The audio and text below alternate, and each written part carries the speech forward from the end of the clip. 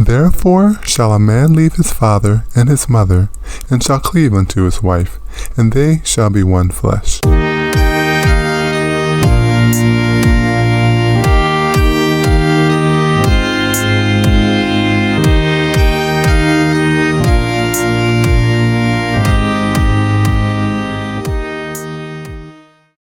God created everything in the universe to obey a law. The sun obeys a law under which it was created. The planet obeys the law of its creation. Even the unseen world of mathematics and physics and science have imprinted with them the law of creation. These laws allow us to calculate force, circumference, and the trajectory of rockets. Where you find an ant, a bird, a fish, they all obey the natural law in which they were created. As Christians, we know that man was not created to deviate from a certain nature in which he was created. The planet Earth is created to incline 23.5 degrees on its axis. This is a natural inclination or leaning. Man by nature is inclined to lean towards the female, and female by nature leans towards the male. But why? At the beginning of our creation, we see that after creating mankind in his own image, God declared. Genesis chapter 2, verse 24 reads, Therefore shall a man leave his father and his mother, and shall cleave unto his wife, and they shall be one flesh. This Old Testament verse was affirmed when Jesus came. While being asked questions about marriage and divorce, Jesus reached back to Genesis and quoted directly from Genesis chapter 2, verse 24. It reads in Matthew chapter 19, verse 4, And he answered and said unto them, Have ye not read that he which made them at the beginning made them male and female? And he said, For this cause shall a man leave father and mother, and shall cleave to his wife, and they twine shall be one flesh. The world is asking, what if you're attracted to someone of the same sex? What if you see this as your identity? Simply put, the world is asking, what if I'm born this way? One lens through which we can look at the topic of same-sex attraction is the natural argument. Perhaps for some, it is their biological nature, not a choice that they themselves have selected. However, with the knowledge that in the beginning, God's design was for man and woman, and that homosexuality was initially not in our nature, this begs the question, from whence cometh this deviation? Where did the change occur? And is this change for the worse or for the better? Romans chapter 5, verse 12 reads, Wherefore, as by one man sin entered into the world, and death by sin. Adam and Eve, sin caused deviation from God's plan, not just spiritual, but physical as well. Before we were made in God's image, His character, and we were flawless. There were no diseases in the beginning, no flu, no cancer, no depression, no suicidal thoughts. For death had not yet entered creation. However, after Adam sinned, no longer would we be made in God's image, but every parent would pass down their sin nature to their children. Children would now be made in the flawed, sin-tainted image of their parents. Psalm chapter 51, verse 5 reads, Behold, I was brought forth in iniquity, and in sin did my mother conceive me. Many have known that parents pass their physical traits on to their children. However, in the early 2000s, the scientific community was hit with a game changer. In the early 2000s, the Human Genome Project was completed, in which we mapped out the full genetic sequence of the human body. This allowed the scientific community to bring forth the field of epigenetics, in which we've learned that not only do parents pass on their physical traits, but also social behaviors and habits are passed down to their children and grandchildren, including mental illness and addictions. You have heard, you are what you eat. Well, the saying should really be, you are what your grandparents and great-grandparents ate. We see that once sin came into the world, sinful behaviors passed from parent to child. However, does that mean that we're forced or destined to walk in their shoes? Or are we free to chart a path apart from our biological and genetic predispositions? Another lens to look at the topic of same-sex attraction is one of identity. For many in the same-sex community, having an inclination to be attracted to someone of the same sex, it's a matter of identity. One's identity should be a firm foundation and a solid rock. Many are familiar with Maslow's hierarchy of needs, in which our basic needs are at the bottom, and at the top is self-actualization. Maslow is quoted as saying, "What a man can be, he must be." Maslow was referring to the need people have to achieve their full potential as human beings. So in terms of identity, what does the Bible say about finding one's identity? The Bible tells us that we're to die to our flesh and self and find ourselves in Christ. Colossians chapter 3 verse 3 reads, "For you have died, and your life is hidden with Christ in God." Ephesians chapter 4 verse 24 reads, "And to put on the new self, created after the likeness of God." 2 Corinthians chapter 5 verse 17 reads, "Therefore, if anyone is in Christ, he is a new creature. The old has passed away.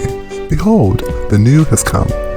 If our identity is in Christ, and Christ preached loved, why wouldn't God support the union of two men who love each other, or two women who love each other? To understand, we should ask, does loving someone mean that you have to be sexually active with them? Yes, God indeed is the God of love, but not necessarily seen as the God of sex. The Bible does not prohibit one from loving someone of the same sex. However, it does prohibit one from having sexual relations with someone of the same sex. For example, David had a great love for his male friend Jonathan.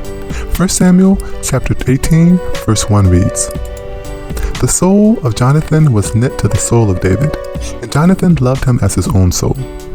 David's love for Jonathan was so strong that the Bible refers to their souls as being knit together. However, the relationship was not a sexual one. The Hebrew word used for love in this context is the same word that the Bible used when it stated that Isaac loved Esau, or Rebekah loved Jacob, her son. God has a special plan for sex, and He reserves it for the sanctity of marriage. In the ancient world, the church of Ephesus was one that was dealing with a similar issue. So Paul wrote a letter in the book of Ephesians to address and give some insight. In Ephesians chapter 5, verses 31 to 33, Paul writes, "For this cause shall a man leave his father and mother, and shall join unto his wife, and they two shall be one flesh. This is a great mystery, but I speak concerning Christ and the church. Nevertheless, every one of you in particular so love his wife even as himself, and the wife see that she reverence her husband." Paul referred back to Genesis chapter 2, verse 24, just as Jesus did when he was asked about questions about marriage. In Rome, this problem was growing as well, and Paul wrote a letter which we see in the book of Romans. In Romans chapter 1, verse 27, Paul writes, "And likewise also the men, leaving the natural use of the woman, burned in their lust towards one another, men with men, working that which is unseemly, and receiving in themselves that recompense of error which was met." The Bible also gives many other warnings to acting out same-sex attraction through sexual relations of homosexuality. Though the Bible's position against homosexuality is fairly clear, for some there's a question. Are these verses perhaps outdated? And what does the science say about man's same-sex attraction behaviors? Biology is the study of living things. The natural design of creation shows that everything in science has an order and function. This order is so deep that we're able to make various categories, labels, and systemic charts about all living things. The human body shows us what everything is supposed to do based on its function and its purpose. For example, the mouth is connected to the digestive system, and we know that the mouth is for food. Your veins are connected to your heart and pump blood.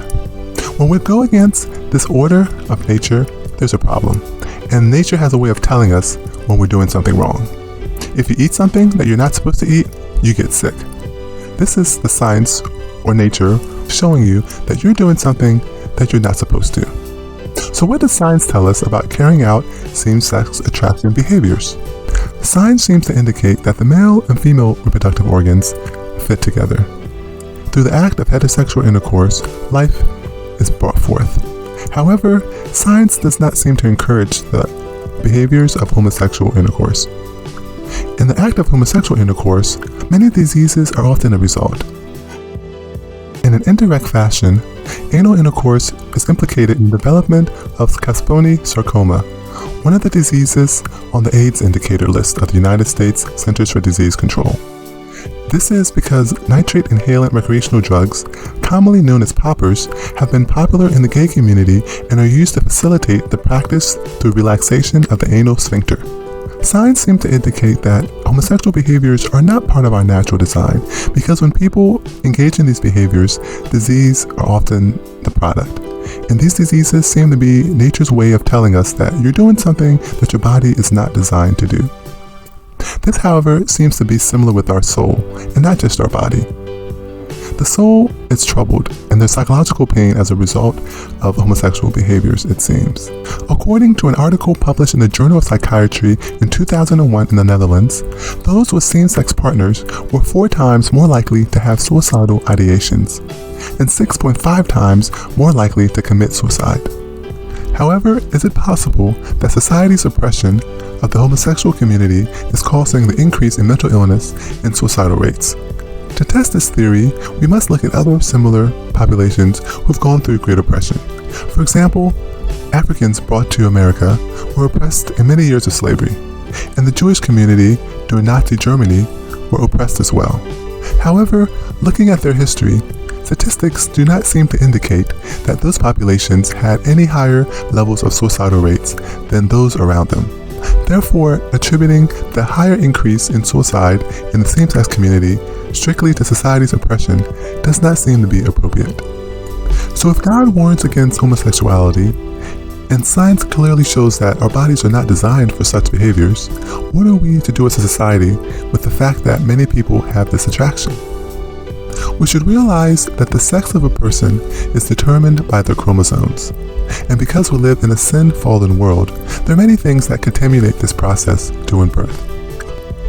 Thus, there are many possibilities for individuals to not feel like themselves due to chromosomal errors, epigenetics, learned behaviors passed on through our ancestors, or spiritual forces, as well as societal nurturing. For some dealing with same-sex attraction, it's a matter of nurture due to sexual abuse or other environmental factors, whereas for others, it's a matter of nature due to genetic predispositions. As Christians, we need to be sensitive to individuals dealing with same-sex attraction. What such individuals need is a loving hand to lead them towards Christ, not a finger pointing to condemned. So to answer our question, what if I'm born this way? The answer is simple. We're all born with a certain sin nature, inherent sense of deviation from God's plan.